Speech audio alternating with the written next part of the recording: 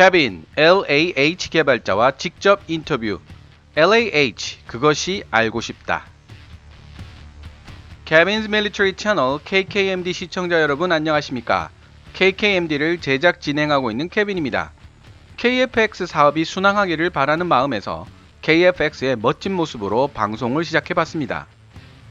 하지만 일부에서는 KFX의 성능을 지나치게 부풀리고 과장함으로써 자신의 개인적 이익을 취하는 듯한 모습도 보이고, 또 일부에서는 지나치게 폄하함으로써 마치 KFX가 실패하기를 바라는 듯한 모습도 보이는 점이 안타까울 뿐입니다. KKMD 100번째 이야기를 맞이해서 조금은 특별한 이야기로 여러분과 만나보고 싶었습니다. 그래서 준비했죠. 100번째로 여러분과 만나볼 이야기는 바로 한국 항공우주산업 카이에서 개발하고 있는 무장 수송용 헬기 Light Armed Helicopter LAH에 관한 이야기이며, 한국 항공우주산업 카이에서 직접 LAH를 개발하고 계신 선인 연구원님께 제가 직접 서면 인터뷰를 요청하여 작성한 기사입니다. 하지만 방위산업이 가지고 있는 성격상 보안 문제로 답변해주기가 곤란하다고 말씀해 주신 부분에 대해서는 월간항공, 위키피디아 등을 통해 제가 직접 자료조사를 했다는 점도 미리 알려드립니다. 사실 무장 수송헬기 LAH는 개발 초기부터 언론의 많은 비판을 받았고, 일부 밀리터리 매니아들도 부정적인 태도를 보인 바 있습니다. 그렇다면 왜 그들은 이렇게 부정적인 입장을 취한 것일까요? 언론과 일부 밀리터리 매니아들의 비판 내용은 대략 다음과 같이 정리됩니다. 첫째, 협력업체인 유럽 에어버스 헬리콥터에서 단종시킨 도태 모델인 EC155를 LAH의 베이스로 도입하였는데, 도태된 모델에서 과연 제대로 된 성능을 지닌 물건이 나오겠는가 라는 비판.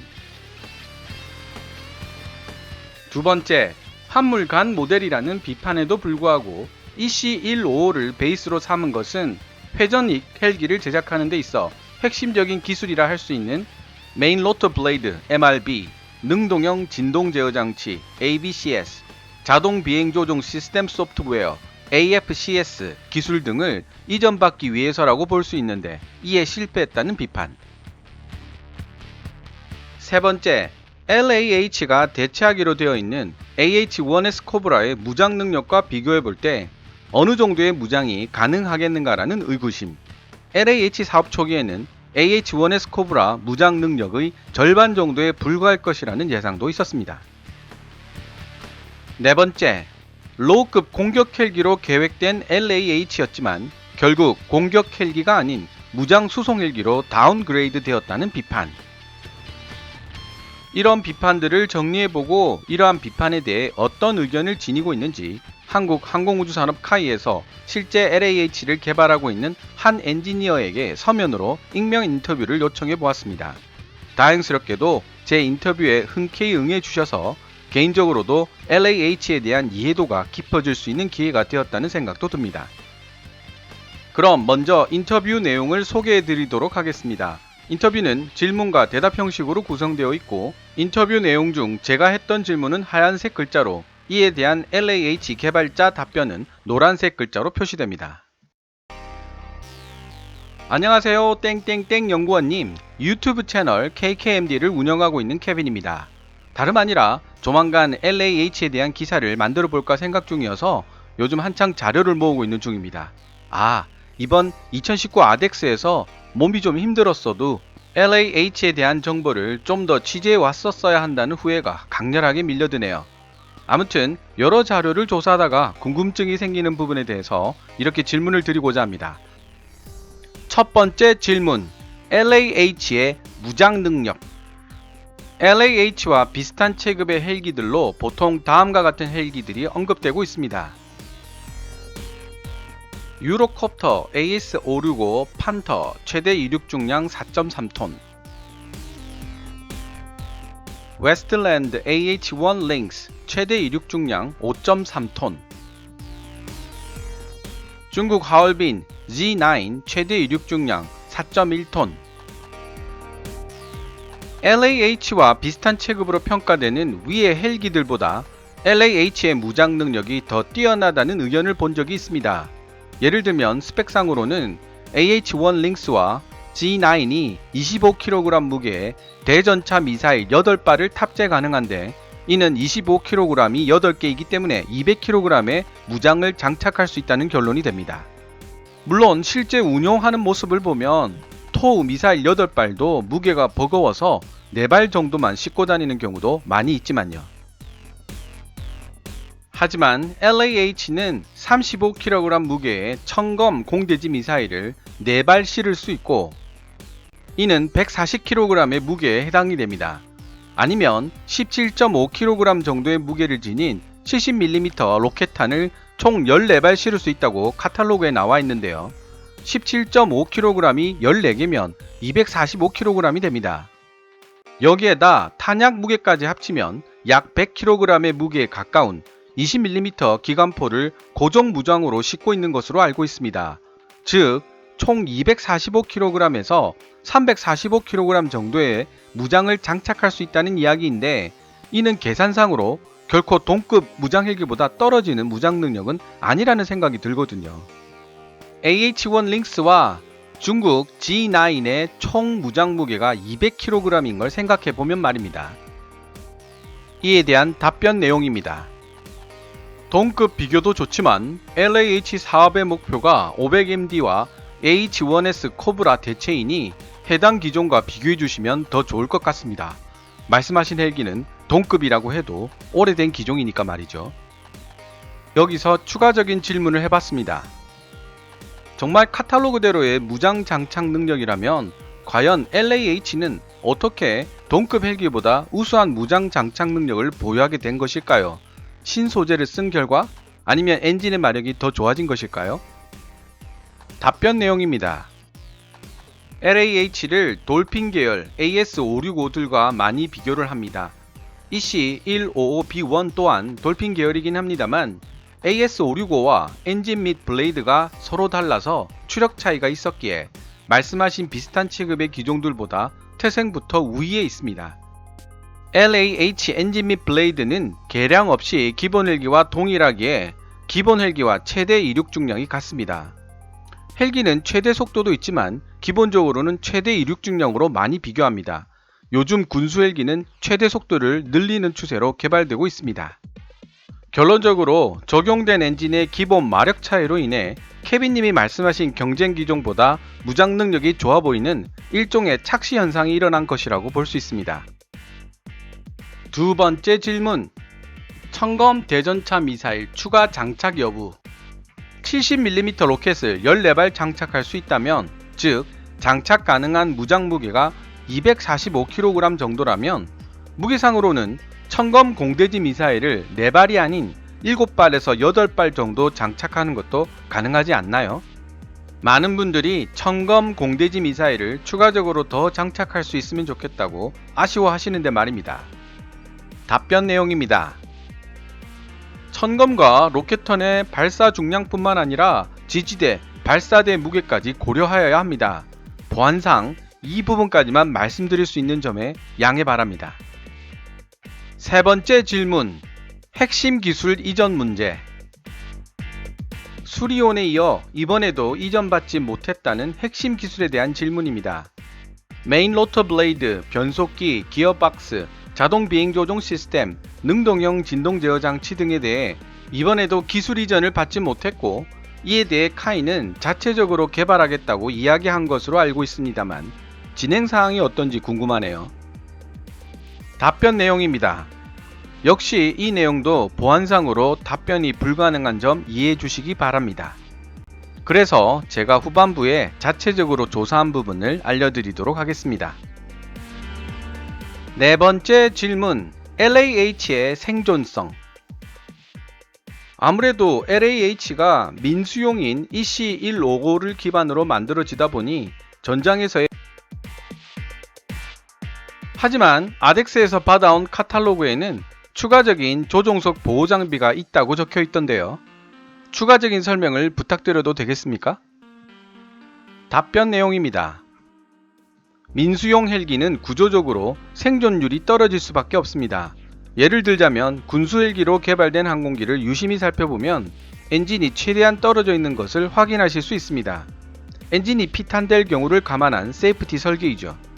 반대로 민수용 헬기는 효율 극대화를 위해 엔진이 붙어 있습니다.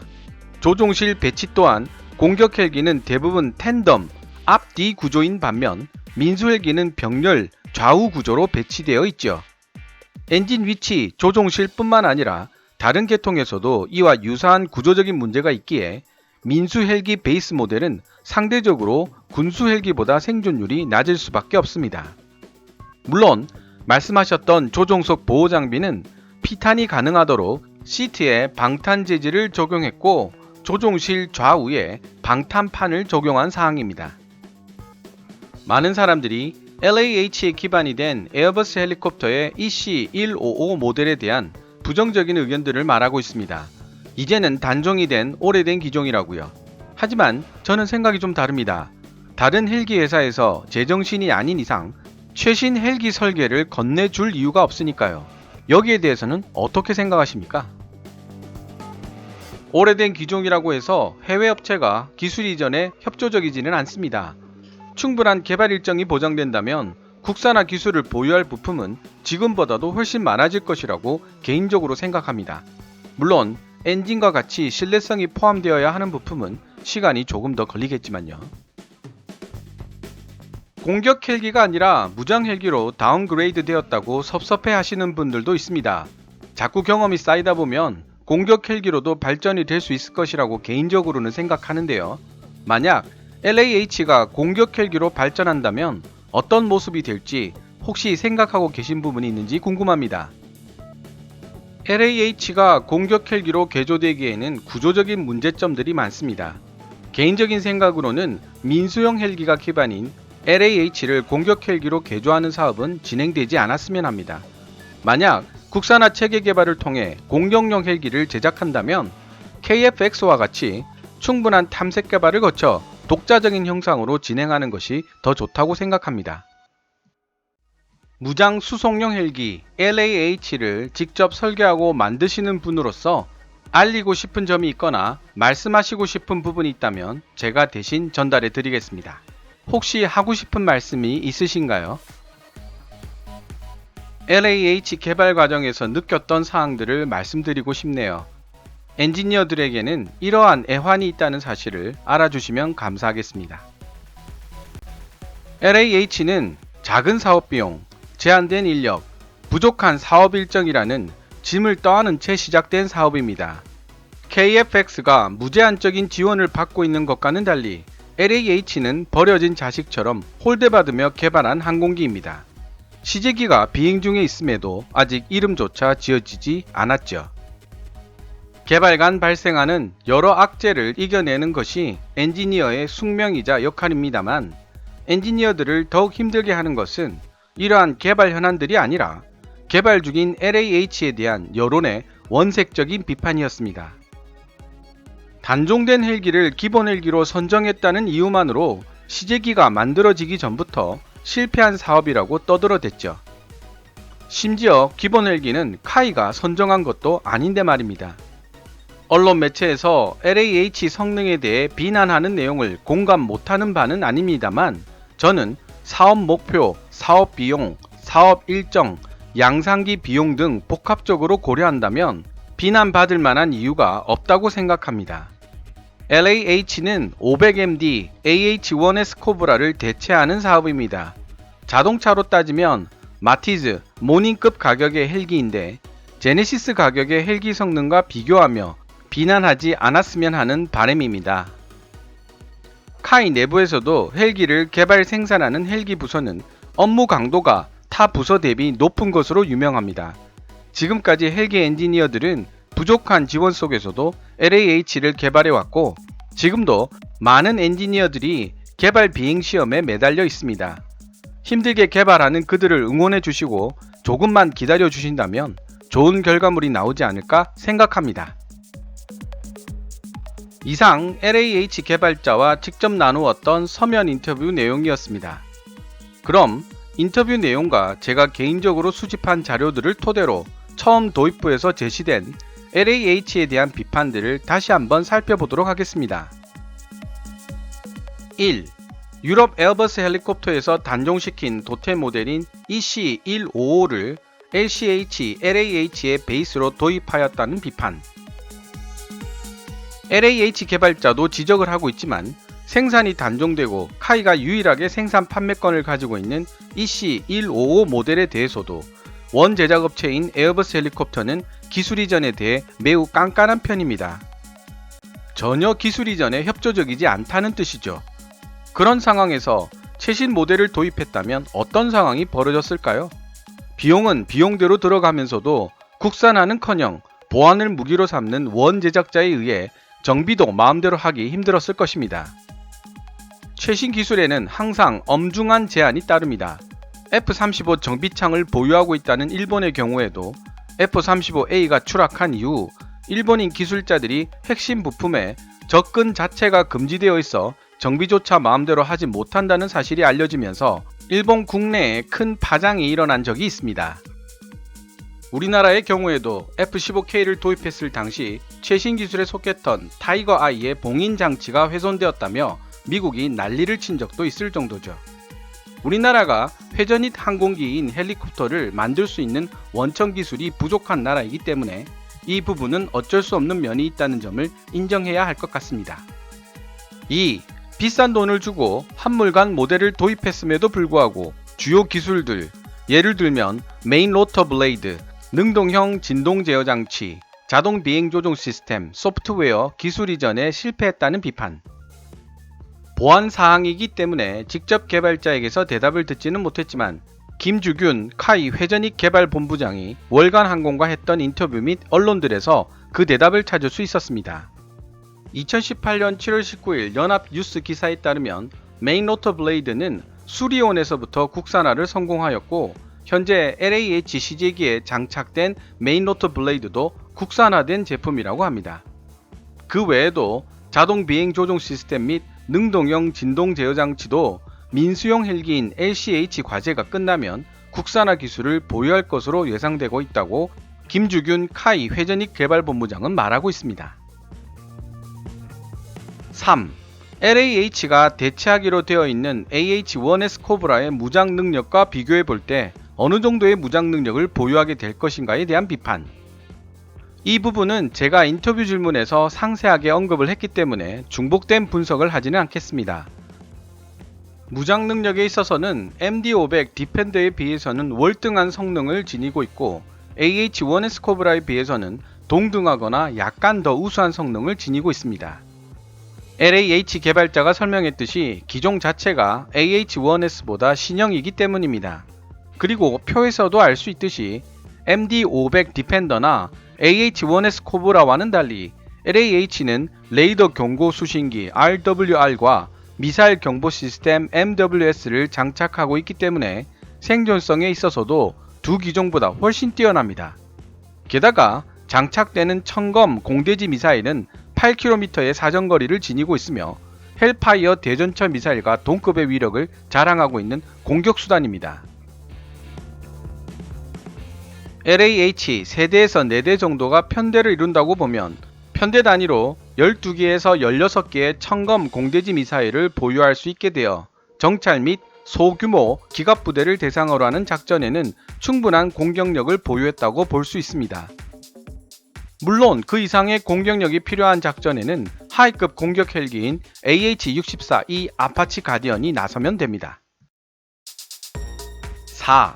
로우급 공격 헬기로 계획된 LAH였지만 결국 공격 헬기가 아닌 무장 수송 헬기로 다운그레이드 되었다는 비판. LAH를 개발하게 된 배경에는 더 이상 간과할 수 없을 정도로 노후화된 군사용 다목적 경 헬리콥터인 MD-500 디펜더와 공격용 헬기 AH-1S 코브라를 대체해야 한다는 육군의 요구사항이 있었습니다. 그리고 하이급 공격용 헬기 도입 사업인 AHX를 통해 강력한 공격 능력을 지닌 보잉사의 AH-64E 아파치 가디언이 총 36대 도입되었고요. 따라서 육군이 요구한 기체는 정찰과 병력 수송 그리고 경무장된 적부대를 소탕할 수 있는 무장 능력을 갖춘 로우급 다목적 무장 헬기였습니다. 최신형이고 강력한 공격력을 지닌 무기체계가 항상 최선의 무기체계는 아니라는 사실을 공부하면 할수록 배우게 됩니다. 도입이 끝이 아니고 운용하고 유지하는 것도 중요한 부분이라는 뜻입니다. 그래서 교리라는 것이 생겨나게 되는 것이고요. 긴 내용의 인터뷰임에도 불구하고 정성어린 답변을 보내주신 땡땡땡 연구원님께 다시 한번 감사의 마음을 전합니다. 시청자 입장에서는 좀 더 상세하고 전문적인 답변을 원하시는 분들도 있을 수 있겠지만 방위산업 성격상 많은 제약이 따른다는 점을 이해해 주시리라 생각합니다. 방송을 마무리하기 전에 인터뷰 내용 중 개인적으로 인상 깊었던 부분을 다시 한번 새겨보고 싶습니다. 개발 간 발생하는 여러 악재를 이겨내는 것은 엔지니어의 숙명이자 역할이지만 엔지니어들을 더욱 힘들게 하는 것은 이러한 개발 현안들이 아니라 개발 중인 LAH에 대한 원색적인 비판들이었습니다. 지금까지 헬기 엔지니어들은 부족한 지원 속에서도 LAH를 개발해왔고 지금도 많은 엔지니어들이 개발 비행시험에 매달려 있는 중입니다. 힘들게 개발하는 그들을 응원해 주시고 조금만 기다려 주신다면 좋은 결과물이 나오지 않을까 생각합니다. 지금까지 시청해 주셔서 감사합니다. Kevin's Military Channel KKMD